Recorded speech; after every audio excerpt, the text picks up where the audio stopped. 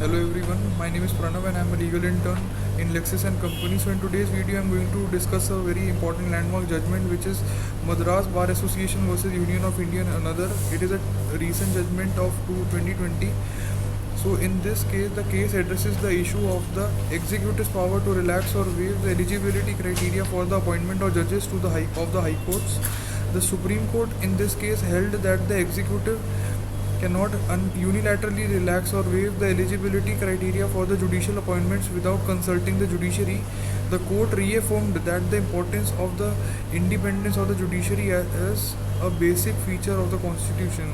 It emphasized that the power of appointment of judges lies primarily with the judiciary, with a consultative role for the executive. The judgment of this case highlighted the need of transparency and accountability in the appointment process.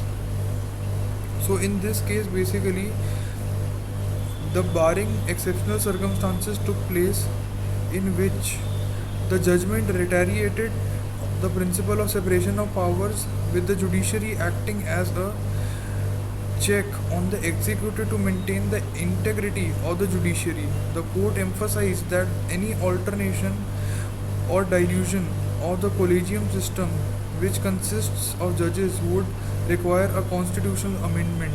This case reaffirmed the role of the judiciary as the final authority in the appointment of the transfer of judges, safeguarding the independence of the judiciary, etc. So this is one of the landmark judgment which one should know if they are pursuing law. So for any doubts, if you have, like, you can ping in the comment section and I will be available there and will clear the doubts as soon as possible. Thank you so much and have a nice day.